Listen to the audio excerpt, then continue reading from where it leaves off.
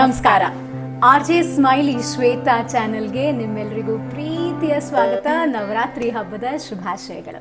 9 ದಿನಗಳು, 9 ಅಲಂಕಾರಗಳು, 9 ಮಹತ್ವಗಳು, ಪೂಜೆ, ಪಠಣ, ಪಾರಾಯಣ, ಗೊಂಬೆ ಕೂರ್ಸೋದು, ಮನೆಯಲ್ಲಿ ಅಲಂಕಾರ, ಇದೆಲ್ಲ ಹಬ್ಬದ ಸಂಭ್ರಮ.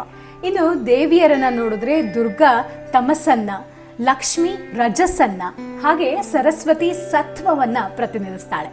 5ನೇ ದಿನ ಅಂದ್ರೆ ಪಂಚಮಿ ತಿಥಿ ಸ್ಕಂದ ಮಾತೆಗೆ ಸಮರ್ಪಿತವಾದಂಥದ್ದು.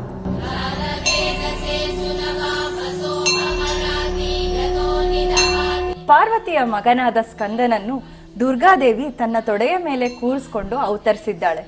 ಇದನ್ನು ನೋಡೋದಿಕ್ಕೆ ಎಷ್ಟು ಅದ್ಭುತವಾಗಿರುತ್ತೆ ಗೊತ್ತಾ? ಹೌದು. ಹಾಗೆ ನೋಡಿದ್ರೆ ಸ್ಕಂದನ ಆಶೀರ್ವಾದ ಕೂಡ ತಾಯಿಯ ಆಶೀರ್ವಾದದ ಜೊತೆಗೆ ಭಕ್ತರು ಪಡಿಬಹುದು ಅನ್ನುವಂಥದ್ದು ಒಂದು. ಈಕೆಗೆ 4 ಭುಜಗಳಿದೆ ಅಂತ ಹೇಳ್ತಾರೆ. ಒಂದು ಕೈಯಲ್ಲಿ ಸ್ಕಂದನನ್ನ ಕೂರಿಸ್ಕೊಂಡಿದ್ರೆ ಇನ್ನೊಂದು ಕೈ ಅಭಯ ಹಸ್ತವನ್ನ ನೀಡ್ತಾ ಇರುವಂಥದ್ದನ್ನ ನಾವು ನೋಡಬಹುದು. ಅಷ್ಟೇ ಅಲ್ಲದೆ ಸಿಂಹ ವಾಹನವನ್ನಾಗಿ ಇಡ್ಸ್ಕೊಂಡಿರುವಂತಹ ಸ್ಕಂದ ಮಾತೆ ಸ್ವಚ್ಛ ಬಿಳುಪಿನ ಬಣ್ಣದೊಳಗಿರ್ತಾಳೆ, ಸದಾ ಹಸನ್ಮುಖಿಯಾಗಿರ್ತಾಳೆ ಅಂತ ಹೇಳಲಾಗುತ್ತೆ. ಇನ್ನು ಗುಲಾಬಿ ಬಣ್ಣ ಸ್ಕಂದ ಮಾತೆಗೆ ಅತ್ಯಂತ ಪ್ರಿಯವಾಗಿರುವಂತಹ ಬಣ್ಣ. ಹೌದು ಶ್ವೇತಾ, ಅದಕ್ಕೋಸ್ಕರ ಈ ದೇವಿಯನ್ನು ಪದ್ಮಾಸನ ದೇವಿ ಅಂತ ಕೂಡ ಕರೀತಾರೆ. ಸ್ಕಂದ ಮಾತೆಯ ಮಂತ್ರವನ್ನ ಈಗ ನೋಡೋಣ. ಸಿಂಹಾಸನ ಗತ ನಿತ್ಯಂ ಪದ್ಮಾಶ್ರಿತ ಕರದ್ವಯ ಶುಭದಾಸ್ತು ಸದಾ ದೇವಿ ಸ್ಕಂದ ಮಾತಾ ಯಶಸ್ವಿನಿ.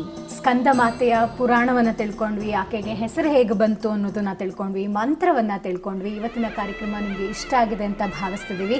ಮತ್ತೆ ನಾನು ನಿಮ್ಮನ್ನ ಭೇಟಿಯಾಗುವಂಥದ್ದು ಮುಂದಿನ RJ ಸ್ಮೈಲಿ ಶ್ವೇತಾ ನವರಾತ್ರಿ ಸೀರೀಸ್ನಲ್ಲಿ. ಅಲ್ಲಿ ತನಕ ನಮಸ್ಕಾರ.